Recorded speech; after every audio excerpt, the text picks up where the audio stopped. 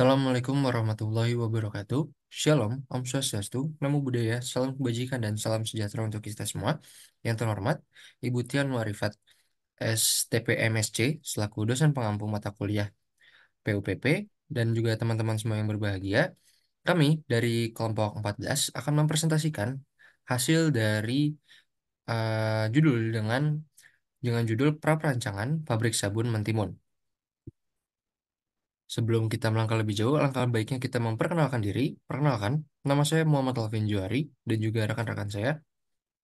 Perkenalkan, nama saya Melis Rosa Mareta. Perkenalkan, nama saya Dia Ayu Dinovita.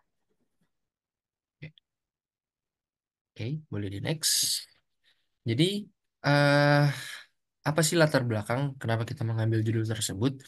Ini dikarenakan tingginya pertumbuhan penduduk di Indonesia yang meningkat, sehingga kebutuhan sabun yang berfungsi sebagai pembersih sekaligus perawatan kulit ini, akhirnya kami memberikan inovasi dengan bahan alami seperti mentimun. Karena hal ini penting karena dengan kandungan flavonoid, saponin, dan juga polifenolnya, ini bermanfaat untuk melembabkan kulit, mencegah penuaan dini, dan juga mengatasi jerawat. Sabun mentimun ini sendiri yaitu adalah sabun yang dibuat dengan menambahkan ekstrak mentimun sebagai bahan alami yang berfungsi sebagai bahan pembersih sekaligus memberikan manfaat bagi kulit, mencegah penuaan dini, serta membantu mengatasi masalah kulit seperti jerawat dan juga kulit kering.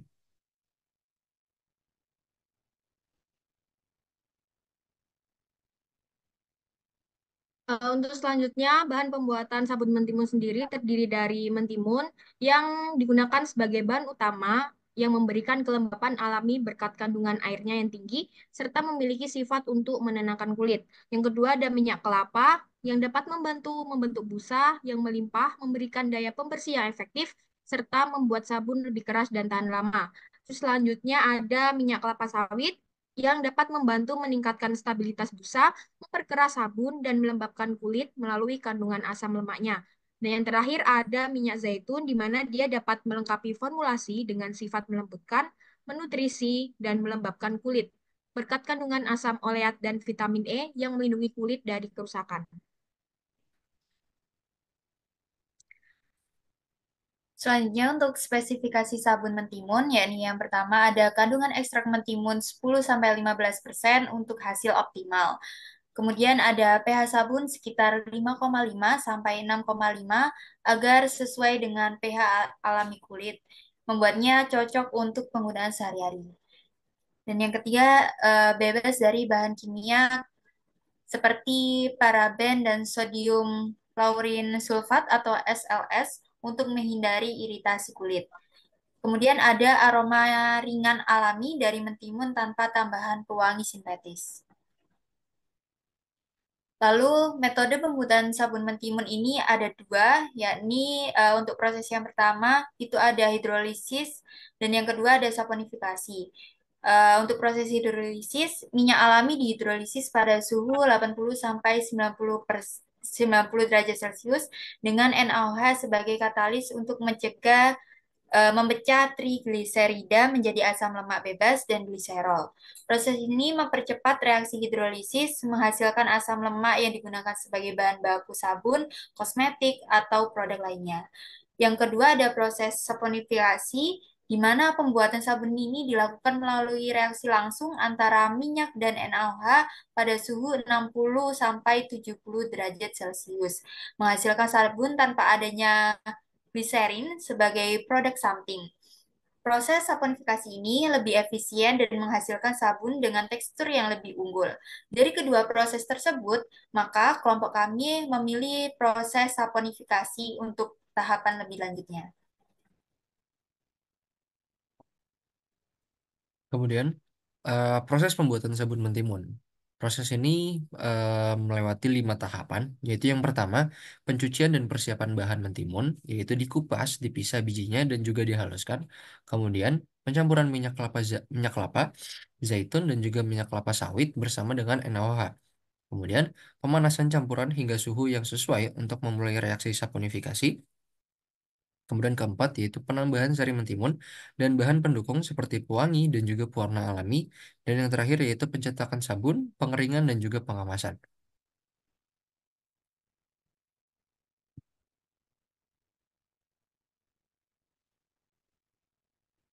Selanjutnya, struktur organisasi. Jadi struktur organisasi di sini digambarkan yaitu kita menggunakan struktur fungsional di mana perusahaan yang kita acu ini dibagi berdasarkan fungsi utamanya dari operasionalnya. Di puncak ini terdapat direktur utama. Direktur utama ini fungsinya adalah mengawasi seluruh organisasi dan juga bertanggung jawab atas kebijakan strategis dan juga operasional. Kemudian kita lanjut di bawahnya yaitu terdapat manajer. Nah, manajer ini memiliki fungsi yaitu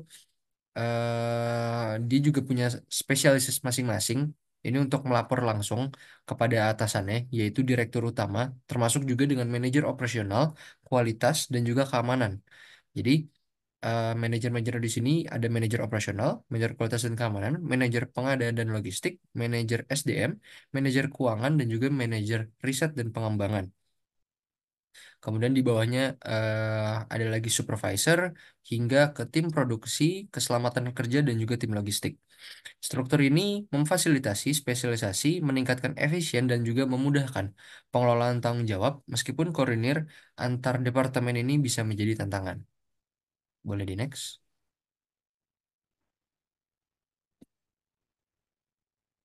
Selanjutnya, sistem utilitas yang kita pakai dalam pabrik sabun Mentimun ini dikelola melalui seksi operasi utilitas yang dapat berperan penting untuk kelancaran produksi, di mana air bersih ini menjadi kebutuhan utama baik sebagai bahan baku maupun untuk kebersihan, dengan tangki yang berkapasitas minimal 10.000 liter yang ditempatkan sekitar 20 meter dari area produksi.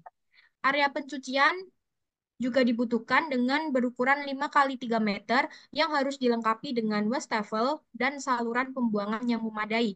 Selain itu, pabrik ini juga perlu menyediakan toilet karyawan yang berukuran 3 kali 2 meter yang berjarak tidak lebih dari 30 meter dari area produksi. Tempat pembuangan sampah juga dibutuhkan dengan ukuran 2 kali 2 meter yang ditempatkan minimal 15 meter dari bangunan utama. Kebutuhan listrik diperkirakan mencapai 10 kW dengan sirkulasi kabel dan yang aman dan efisien.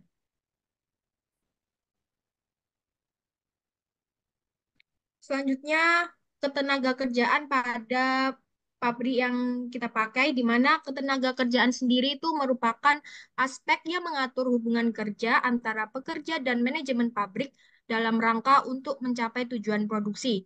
Hal ini mencakup pengelolaan tenaga kerja, pembagian tugas sesuai dengan keahlian, pelaksanaan standar keselamatan dan kesehatan kerja. Nah, pada ketenaga kerjaan pabrik sabun Mentimun ini terdapat direktur utama, manajer operasional, supervisor produksi, manajer kualitas dan keamanan, tim quality control, tim K3, manajer logistik dan pengadaan, tim logistik, tim pengadaan, dan tim produksi. Selanjutnya untuk jadwal kerja ini dibagi menjadi tiga grup, di mana tiga grup ini terdapat tiga shift. Satu hari ini ada tiga shift dan satu minggu itu ada satu hari libur. Kemudian untuk tiga shiftnya itu shift pertama dengan jam kerja yakni jam 8 hingga jam 4 sore. Kemudian shift 2 jam 4 hingga jam 12.00 malam. Kemudian shift 3 ini dari jam 00 sampai jam 8 pagi. Baik, selanjutnya gaji dan kompensasi. Pada pabrik yang kita gunakan, ini untuk sabun mentimun ini dengan UMR di Kota Malang, Jawa Timur, ini mencapai di 3.309.144.000 yang akan dibulatkan menjadi 3.310.000 dan akan bertambah jika tenaga kerja melakukan kerja tambahan atau lembur. Jadi, sistem penggajian pada industri sabun mentimun ini mencerminkan komitmen perusahaan terhadap keadilan dan juga transparansi dalam memberikan imbalan kepada tim kerja, memberikan dukungan eh, finansial yang sesuai dengan standar industri, dan juga menciptakan lingkungan kerja yang memotivasi untuk pencapaian yang lebih baik. Kemudian, Berikut adalah tata letak produksi sabun Mentimun pada pabrik yang kami gunakan. Jadi, area produksi ini adalah lokasi utama di mana seluruh proses produksi dilakukan. Hal ini dilengkapi dengan meja atau mesin produksi untuk mendukung operasional. Di dekat area ini, bisa dilihat pada gambar tersebut terdapat tangki dengan kapasitasnya 10.000 liter. Ini hanya berjarak 20 meter dari area produksi. Jadi memang dibuat tidak terlalu jauh. Kemudian tangki air ini menyediakan air untuk berbagai kebutuhan. Selain itu, ada area pencucian tidak jauh juga dari area produksi. Ini berfungsi untuk membersihkan bahan baku dan juga peralatan produksi, menjaga kebersihan serta mencegah kontaminasi. Kemudian di dekat dengan area pencucian terdapat toilet disediakan untuk memenuhi kebutuhan kebersihan dan kenyamanan karyawan, menciptakan lingkungan kerja dan higienis. Kemudian di bagian luar ini terdapat tempat pembuangan sampah digunakan untuk membuang sampah dari pabrik, menjaga kebersihan area, dan juga yang terakhir ini ada panel listrik. Ini berfungsi untuk mengatur distribusi daya listrik ke seluruh fasilitas produksi dan harus dijaga keamanannya agar operasional pabrik ini berjalan dengan aman dan juga lancar. Selanjutnya, desain kemasan dan keselamatan kerja, di mana desain kemasan dan keselamatan kerja pada pabrik sabun Mentimun ini bertujuan meminimalkan risiko produksi dan melindungi karyawan dari bahaya. Langkah awal dalam menyusun desain kesehatan dan keselamatan kerja dalam menyediakan peralatan keselamatan dasar seperti alat pemadam api, kotak P3K, dan ventilasi yang efektif untuk mengurangi paparan uap kimia berbahaya. Ventilasi juga dapat menggunakan exhaust fan, blower, atau ventilator dengan filtrasi HEPA. Karyawan yang berhubungan langsung dengan bahan kimia seperti sodium hidroksida harus menggunakan APD atau alat pelindung diri, termasuk sarung tangan, masker, kacamata pelindung, dan apron. Penggunaan alat pelindung diri ini sangat penting untuk mencegah pencemaran dan melindungi karyawan dari iritasi atau cedera serius. Selanjutnya, perhitungan kapasitas pabrik.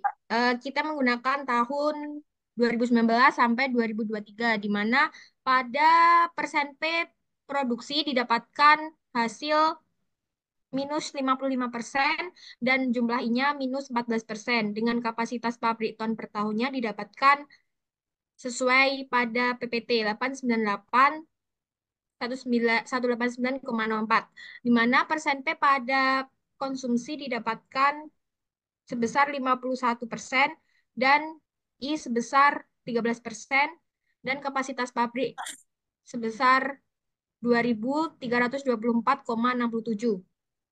Selanjutnya, persen P dari ekspor didapatkan 796%, I didapatkan 199%, dan kapasitas pabrik ton per tahunnya seperti pada PPT.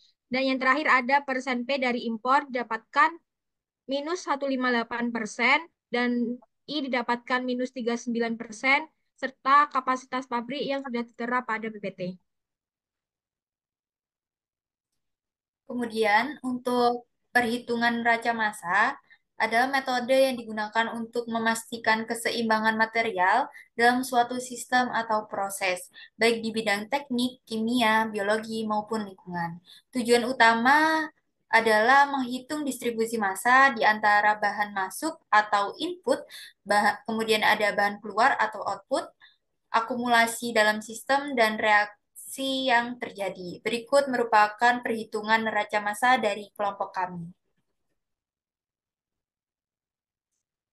Baik, selanjutnya ini ada perhitungan neraca energi. Jadi perhitungan neraca energi ini adalah metode yang digunakan untuk memastikan keseimbangan energi dalam suatu sistem atau proses. Hal ini bertujuan untuk memahami distribusi energi yang masuk, keluar, disimpan, ataupun diubah dalam suatu sistem. Seperti yang kita lihat pada tabel, ini merupakan tahapan-tahapan proses dan juga kalau teman-teman lihat di sana ada energi masuk, energi hilang, energi output, suhu akhir dan juga keterangannya.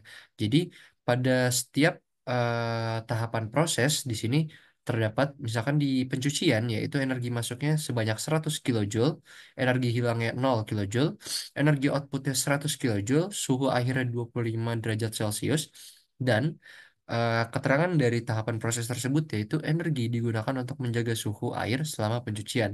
Hal ini juga sama dengan tahap-tahap selanjutnya. Kemudian prinsip dasar dari neraca energi ini sendiri yaitu berdasarkan hukum kekalahan energi, energi tidak dapat diciptakan atau dimusnahkan, tetapi hanya dapat berubah bentuk. Baiklah, eh, itu saja presentasi dari kelompok kami, kelompok 14. Jikalau ada kesalahan mohon dimaafkan, kurang lebihnya mohon maaf. Wassalamualaikum warahmatullahi wabarakatuh.